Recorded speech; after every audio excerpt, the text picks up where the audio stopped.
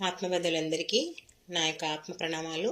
ఇంత గొప్ప ధ్యాన జ్ఞాన మార్గాన్ని మనకు అందించిన మహాత్ములైన బ్రహ్మర్షి పితామహ పత్రిజీ దంపతులకు, నాకు జ్ఞానాన్ని అందించిన బ్రహ్మర్షి తటవర్తి వీర రాఘరావు గారి దంపతులకు ఒక్కసారి ఆత్మ ప్రణామాలు తెలుపుకొని కార్యక్రమం స్టార్ట్ చేసుకుందాం. మాస్టర్స్, మనం కర్మ సిద్ధాంతం ఈరోజు 20వ భాగం గురించి తెలుసుకుందాం.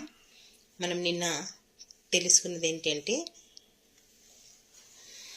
ఉన్నతమైన వ్యక్తిగా ఎదగాలంటే మనం ఇతరుల యొక్క దోషాలు ఎంచితే వారు చేసిన పాపంలో మనకు భాగం సంక్రమిస్తుంది అనే వరకు మనం తెలుసుకున్నాం. ఈరోజు జీవుడు చేసిన పాపాలను లెక్కగట్టే పని చిత్రగుప్తునిది. గుప్తంగా అంటే రహస్యంగా, చిత్రంగా మన పాప పుణ్యాలను లెక్క కడతారు కనుక ఆయన్ని చిత్రగుప్తుడు అన్నారు. మనలోని సూక్ష్మ శరీరమే చిత్రగుప్తుడని ఒక సాంప్రదాయం చెబితే, అది చిత్రగుప్తుని అంశ అని ఇంకో సాంప్రదాయంలో చెబుతారు. అందుకే ఆయన మనలోనే ఉంటూ అన్నింటినీ నమోదు చేసుకుంటాడు, దేన్ని వదలడు. అంటే మానవుడు చేసే పాపాలు ఏవైతే ఉంటాయో అవన్నీ ఎవరి పని లెక్క కట్టేది అంటే చిత్రగుప్తుంది. మరి ఆయన చిత్రగుప్తుడు మనం ఎక్కడో యమలోకంలో ఉంటాడు అని మనం అనుకుంటాం. అంటే ఇక్కడ ఒక్కొక్కరి సాంప్రదాయము, ఒక్కొక్కరి అవగాహనను బట్టి వాళ్ళు దీన్ని వ్రాశారు.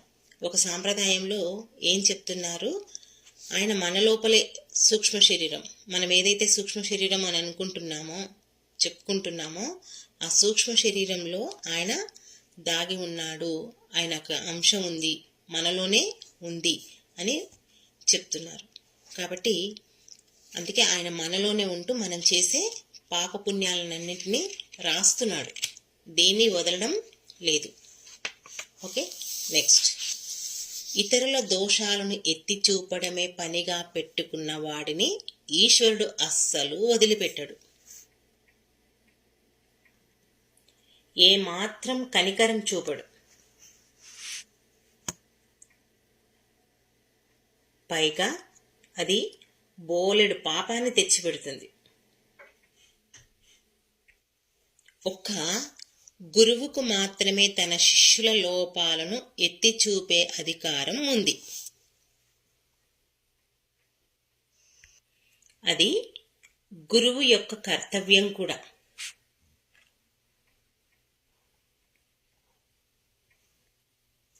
పైగా చాలామంది చేసే పని ఏమిటంటే, వాళ్ళు తీర్పులు చెప్పడమే కాక పక్కన ఉన్న సహచరులతో అవును కదా, ఏమంటావు,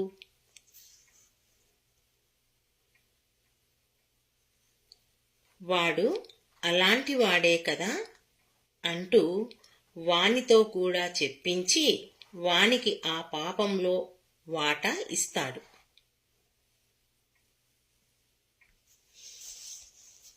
మానవుని యొక్క సహజ గుణం ఏంటి అంటే, ఇతరుల లోపాలను ఎత్తి చూపడమే మానవుని యొక్క సహజ గుణం. ఇది భగవంతుడికి అస్సలు నచ్చదు. ఇటువంటి విషయాలలో ఏ మాత్రము మనపై ఆయన కనికరము చూపడు. ఇంకేదైనా ఒప్పుకుంటాడేమో కానీ ఇతరుల దోషాలని ఎంచేటప్పుడు అసలు అతను ఒప్పుకోడు. అట్లా ఇతరుల దోషాలు ఎంచడం ఎలాంటి అంటే, అది ఇంకెంత పాపం తెచ్చిపెడుతుందంటే, అది మన మాటల్లో చెప్పలేనంత పాపాన్ని తెచ్చిపెడుతుంది.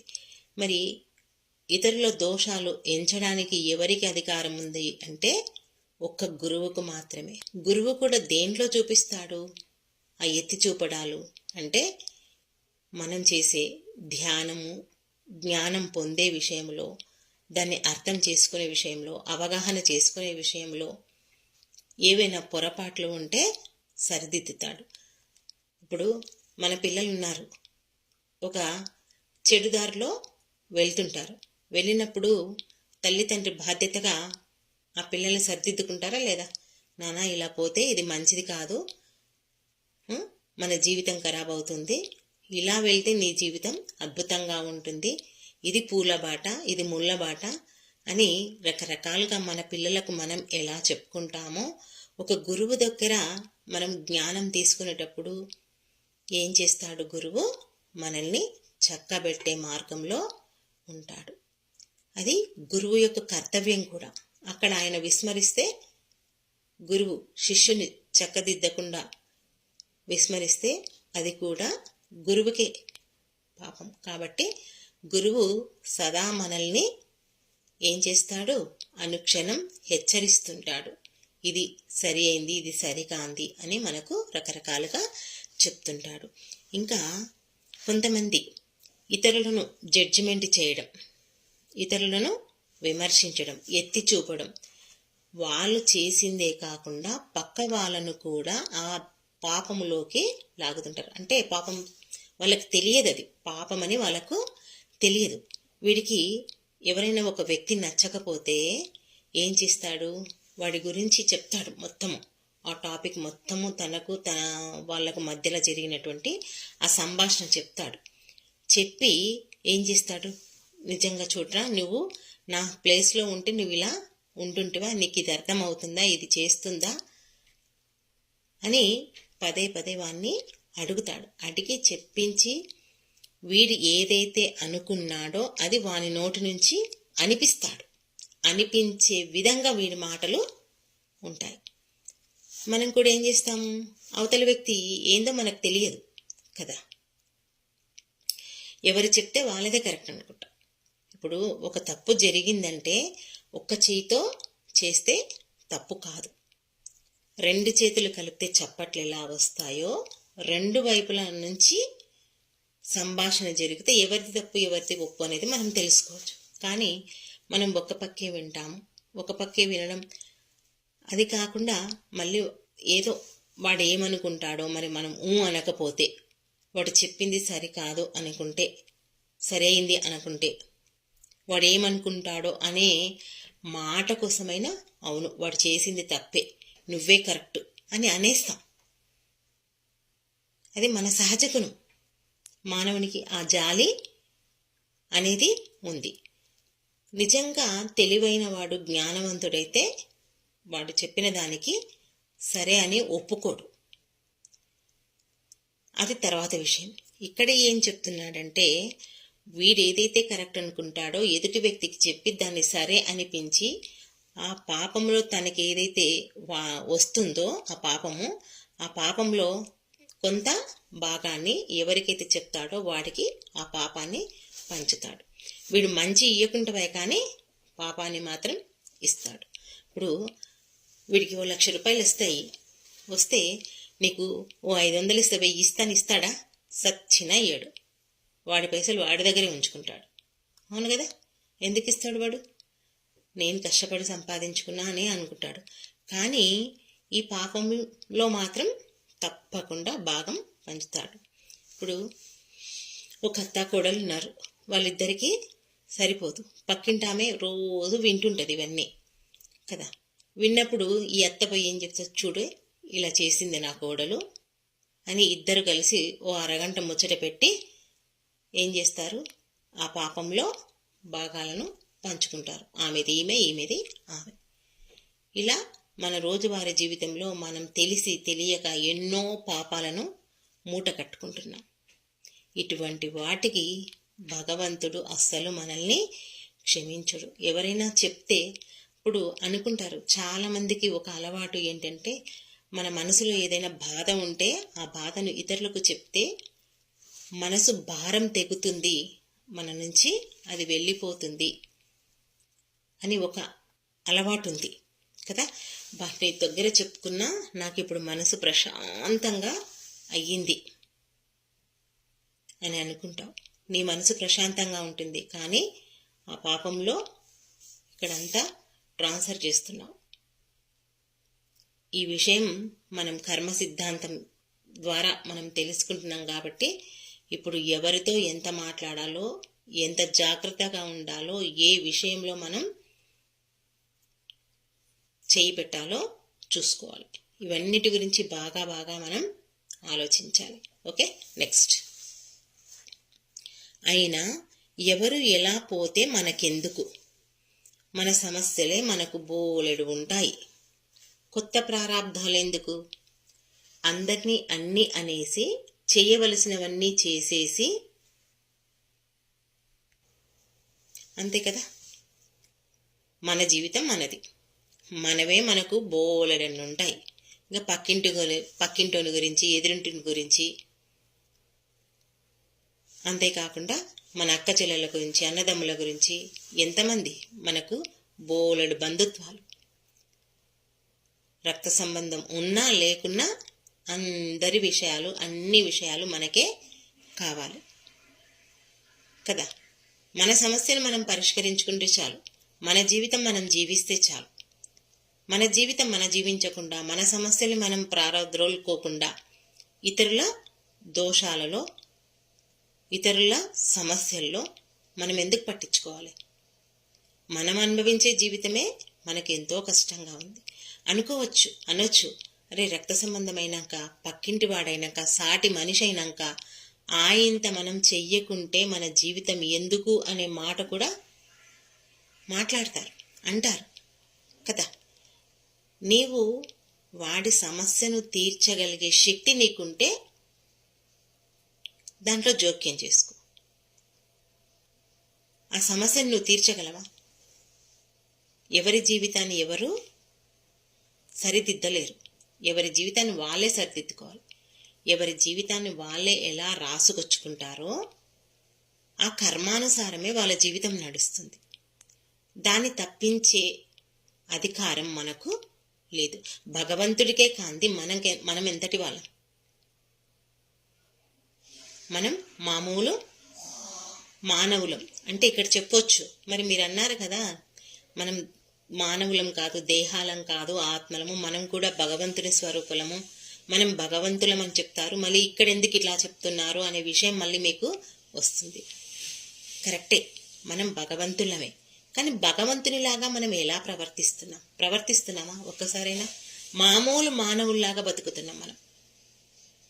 మనలో అర్షట్వర్గాలు ఏవైతే ఉన్నాయో అవన్నీ మనలో ప్రదర్శిస్తున్నాం. అవి లోపల అణిగి పెట్టుకోవట్లేదు. వాటన్నిటిని మనం బయటికి ఏ పూట కాపూట, ఏ క్షణానికి ఆ క్షణం చూపిస్తున్నాం కదా. చూపించట్లేదా? భగవంతునిలాగా ఏడా జీవిస్తున్నాం. భగవంతుడు అంటే ఏముండాలి? ప్రతి ఒక్కరిలో భగవంతుని చూడగలగాలి. నీ భర్తను, నీ తల్లిని, నీ తండ్రిని, నీ పిల్లల్ని నువ్వు ఎలా అయితే చూస్తున్నావో సాటి వ్యక్తిలో నువ్వు అలా చూడగలుగుతున్నావా? చూస్తున్నావా? ఎంతసేపు నా భార్య, నా భర్త, నా పిల్లలు, నా తల్లి, నా తండ్రి అంటాం. కానీ మా పక్కింటామే అబ్బో నేనంటే ఎంతో ఇష్టము, ఏదో కొన్ని రోజులు చెప్పుకుంటాం, కొన్ని రోజులు బాగుంటుంది, కొత్తలో మురిపము ఉంటుంది. రాను రాను అబ్బో ఈమెతో సహవాసం ఎలా జరిగిందో చాలా భయంకరంగా ఉంది, మనమేదో సరిగ్గా ఉన్నట్లు, మనమేదో చక్కగా ఉన్నట్లు. అవునా కాదా? ఇవన్నీ జరుగుతున్నాయా లేదా? కాబట్టి ఇవన్నీ మనకు అవసరం లేదు. అంటే అలా అంటే మరి ఎవరిని పట్టించుకోవద్దంటారా? ఎవరితో మాట్లాడొద్దంటారా? అది కాదు, ఇక్కడ ఆ విషయం కాదు. అందరితో మాట్లాడాలి, అన్నింటిలో ఉండాలి, దేన్ని అంటుకోకుండా ఉండాలి. మనకు చెప్తారే పెద్దలు, మహాత్ములు, గురువులు ఏం చెప్తారు? తామరాకు మీద నీటి పొట్టులా సంసారంలో ఉంటూ అన్నిటినీ చేస్తూ నీ జీవితం నీవు జీవించు. అదే చెప్తున్నాడు. మనం చేయాల్సినవన్నీ చేసేస్తాం, చేసేసి అయ్యో నా జీవితం ఇలా తగలడింది, ఇలా ఎందుకుందని బాధపడతాం. నేను చెయ్యకూడదు అనుకున్నాను, మళ్ళీ ఎందుకు చేస్తున్నాను నాకే అర్థమైతలేదు అంటాం. ఇలా ఎన్నో పొరపాట్లు చేస్తాం, వాటిని సరిదిద్దుకోవాలనుకుంటాం, మళ్ళీ అవే పొరపాట్లు చేస్తాం. అయితే ఇక్కడ చేయాల్సినవన్నీ చేసేసి చివర్లో ఏం చెప్తారంటే, మరి రామదాసు కీర్తన ఒక 2 లైన్స్ ఉంది, నోట్ చేసుకోండి. క్రూర కర్మములు నేరక చేసితి నేరము లెంచకు రామ, దారిద్ర్యము పరిహారము చేయవే దైవశిఖామణి రామ అని రామదాసు కీర్తన పాడితే రాముడు వచ్చి కాపాడడు సరికదా, గట్టి శిక్ష వేస్తాడు. అంటే ఎన్ని క్రూరాతి క్రూరమైనటువంటి కర్మలు చేసి నేను తెలియక చేశాను, మరి అవి తప్పులుగా భావించకు, నేరములుగా భావించకు తండ్రి. నన్ను ఈ క్రూర కర్మముల నుంచి, ఈ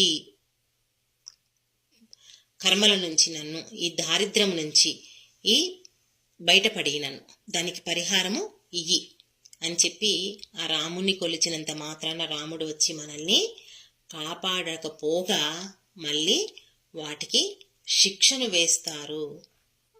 చేసేదంతా చేస్తున్నాం, చేసి నాకు తెలియక చేశానంటే ఎవరుకుంటారు?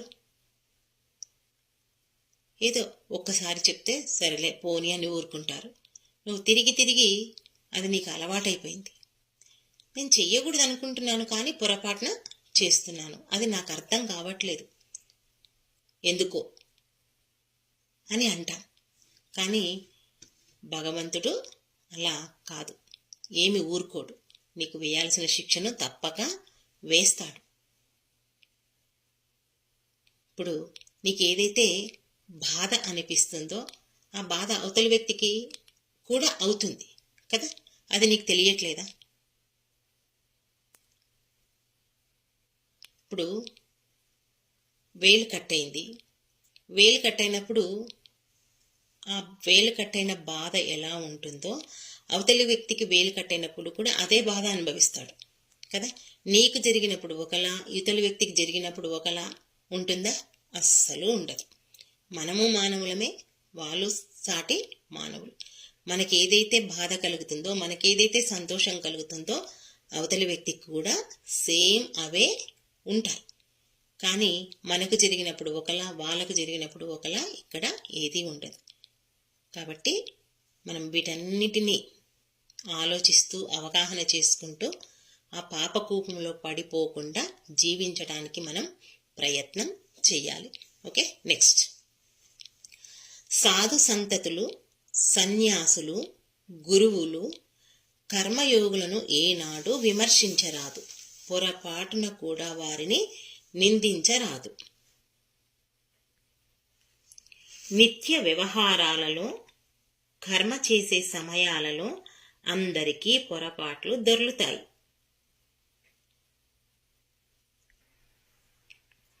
ఆ పొరపాట్ల వలన ఉద్భవించిన పాపం తమ స్వధర్మాలను నిష్ఠగా పాటించే మహాపురుషులకు అంటదు.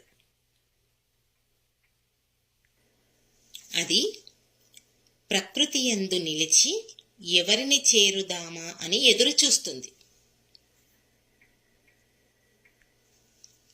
ఎవరైతే సాధు సంతులను, సన్యాసులను, యోగులను విమర్శిస్తారో వారికి ఆ పాపం సంక్రమిస్తుంది.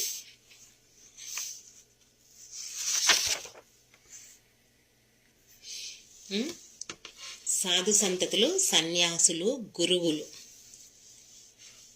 ఇటువంటి వారిని మనకు సరిపోకుంటే అంటుంటాం కదా.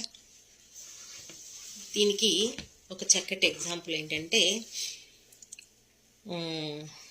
ఇది రియల్గా జరిగింది. తటవర్తి రాజలక్ష్మి అమ్మనే చెప్పింది.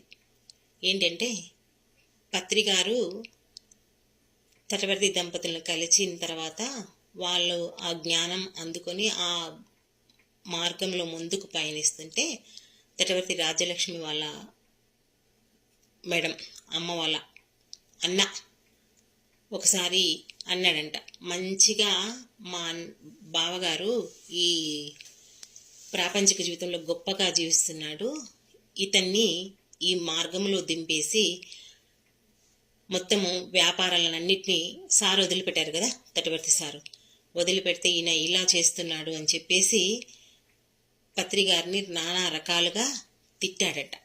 తిడితే ఎన్నో రకాలుగా అమ్మ చెప్పిందంట, నచ్చ చెప్పిందంట. అయినా సరే ఆయన వినకుండా ఎన్నో రకాలుగా దూషించిందంట. అలా దూషించిన తర్వాత కొన్ని రోజులకే అతడికి పక్షవాతం వచ్చి బెడ్ రిలీడ్ అయ్యి ఒక 1-2 ఇయర్స్ సఫర్ అయ్యి చివరికి తన శరీరాన్ని వదిలిపెట్టాడు. అందుకే మనం ఇప్పుడు మనం ధ్యానం చేస్తున్నాం.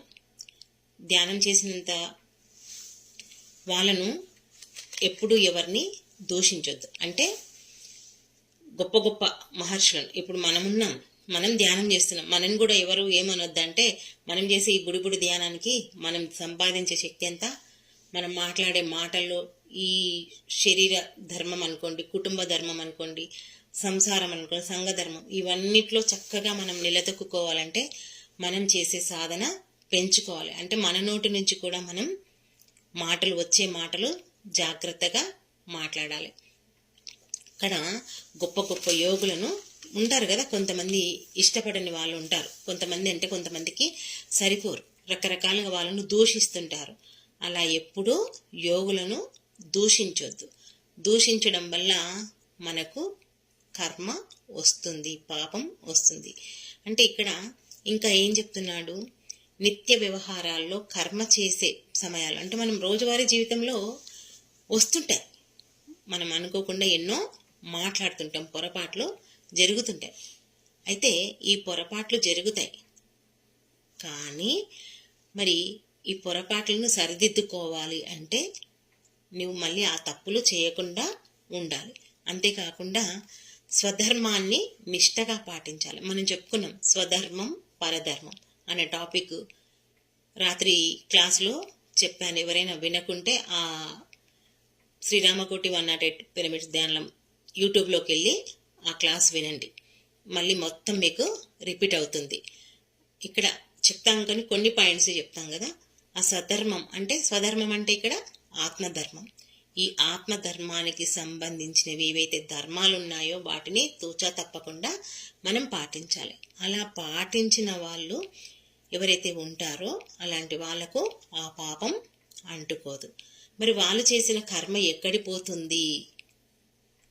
పోదు కదా, ఆ పాపం ఉంటుంది కదా. ఆ పాపం ఎక్కడ ఉంటుందంటే ప్రకృతిలో నిలిచి ఉంటుందంట. ఇప్పుడు మన ఇంటికి ఎవరైనా వస్తున్నారని తెలిస్తే మనం రెడీగా ఉంటామా లేదా? మన ఇంట్లో మనం వాళ్ళ కోసం ఎదురు చూస్తూ ఉంటామా లేదా? వాళ్ళు వస్తారు, డోర్ కొడతారు, తలుపు తెరవాలి, గేటు తెరవాలి, మన ఇంట్లో ఏది ఉంటే అది తెరవాలని వాళ్ళ కోసం వెయిట్ చేసుకుంటూ ఉంటామా లేదా? వాళ్ళు వచ్చినప్పుడు మనం తలుపు తెరిచి ఎట్లా అయితే మనం ఆహ్వానిస్తామో అలాగే మనం చేసిన కర్మ ఏదైతే ఉందో, ఎవరైతే ఆ కర్మను సరిదిద్దుకోవడానికి ఆ స్వధర్మాలను ఎవరైతే నిష్టగా పాటిస్తారో వాళ్ళు చేసినటువంటి కర్మ ప్రకృతిలో నిలిచి ఉంటుందంట. మన ఇంటికి వచ్చే వాళ్ళ కోసం ఆహ్వానం పలకడానికి మనం ఎలా నిలిచుంటామో ఆ పాపం కూడా ఎవరు తప్పు చేస్తారా, ఎవరిలో నేను దూరిపోవాలని అది నిలిచి ఉంటుందంట. ఇంకా మనం ఎంత అవేర్నెస్గా జీవించాలి, ఎవరిని చేరుతామని ఆ పాపం ఎదురు చూస్తుందంట. మరి ఎవరైతే ఇలాంటి సాధు సంతులను, యోగులను, సన్యాసులను ఎవరైతే విమర్శిస్తుంటారో అలాంటి వాళ్లకు ఆ పాపం చుట్టుకుంటుందంట. అర్థమైందా? కాబట్టి మనం ఎవరిని విమర్శించవద్దు, ఎవరి కర్మల్లో మనం వేలు పెట్టొద్దు. ఇంకా అస్సలు ఈ యోగులను, సన్యాసులను వీళ్ళ జోలికి అస్సలు వెళ్ళొద్దు. మనందరికీ తెలుసు కదా, ఇవన్నింటికంటే మనకు పత్రిగారు చెప్పిన ఒకే ఒక మాట, నీ వాస్తవానికి నీవే సృష్టికర్తవు, నీ జీవితాన్ని నువ్వే ఎన్నుకొని వచ్చావు. అయినా ఇంత డీప్గా చెప్పకుండా మనకు అర్థమయ్యే సూక్ష్మమైన విషయాలను మనకు చక్కటి ఒకే వాక్యంలో అందించాడు ఆయన. ఇప్పుడు రామాయణం గురించి ఎవరైనా అడిగితే ఏం చెప్తారు? కట్టే కొట్టే తెచ్చే అని ఆ 3 మాటలను చెప్తారు. అట్లాగే మనకు మన జీవితం గురించి పత్రి గారు చిన్న చిన్న సెంటెన్స్లో చెప్పారు. వాటిని అర్థం చేసుకున్నందుకే మనకు ఇలా గురువులు రకరకాలుగా మనకు అర్థం కావడానికి ఈ జ్ఞానాన్ని అందిస్తున్నారు. కర్మ చేయొద్దు అంటే ఎందుకు చేయొద్దు అంటాం. చేస్తే ఎలా ఉంటుందంటే ఇన్ని రకాలుగా మనం అనుభవించాల్సి ఉంటుంది. కాబట్టి పొరపాటున కూడా మనం ఈ కర్మల్లో, ఎవరి కర్మల్లో మనం వేలు పెట్టొద్దు అనేది ఇక్కడ తెలుసుకున్నాం. ఓకే మాస్టర్స్, ఈ అవకాశం నాకు ఇచ్చినందుకు మీ అందరికీ నా యొక్క కృతజ్ఞతలు. Thank you. మరి మిగతా సమాచారం రేపటి క్లాస్లో తెలుసుకుందాం.